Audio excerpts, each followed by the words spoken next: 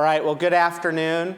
I'm Sandy Mayor Stan Pulliam, and I don't want to take much time here at the podium to start.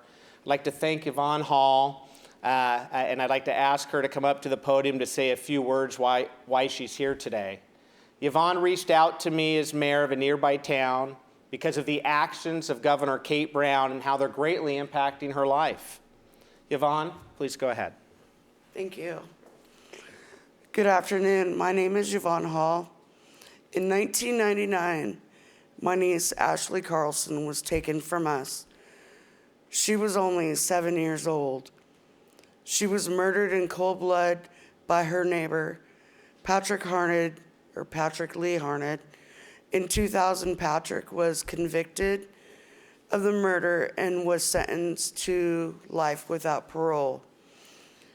Now our governor wants to give Patrick a second chance. Ashley doesn't get a second chance. Our family has already been through hell, and Governor Brown is making us go through all this again. Last year, Oregon had a shocking increase of crime, and the governor's response is to allow violent criminals back into the communities. As a family, we are angered, shocked, and appalled that our governor wants to put violent criminals ahead of victims. Losing our Ashley is the worst thing to ever happen to our family. We're willing to go through all of our grief again if it means no other families will have to suffer as we have. Governor Brown, Patrick Lee Harned needs to stay where he is, behind bars. Well, thank you, Yvonne, and thank you for being here. I know this isn't easy, and for your powerful words. You know, Oregon's elected political elite, they just seem too satisfied to just not solve the multiple crises that are currently plaguing our state. Now, that's apparently not good enough for them. This time, they literally want to throw gasoline onto the fire.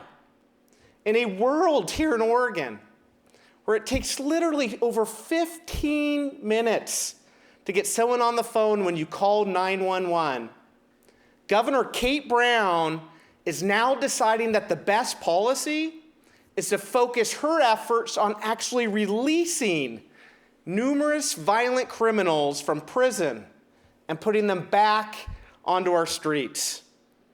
This action is completely out of touch with what Oregonians want and what we're experiencing on the ground here in our communities. Families like Yvonne's are forced to now live in fear as a man who murdered her 7-year-old niece is going to be released from prison early and put right back into the community. Our communities are already unsafe, and this will just make the problems worse. And what's sad is that Yvonne is not the first victim to come forward. A constituent of mine here in Sandy recently came to me with a similar story, and we connected her with the attorneys who are in court against Governor Kate Brown. On all fronts, it seems that our victims are being ignored. And you know, not only are they being released from the state, but Ashley's murderer, Patrick Lee Harned, is being allowed to change his name to Jesse Devon Payne Rana, just to avoid an unfair stigma when he gets out. While the state is worried about a murderer being stigmatized, Ashley's family is forced to live out their very worst nightmare. As our next governor, I will put victims and their families first, not criminals.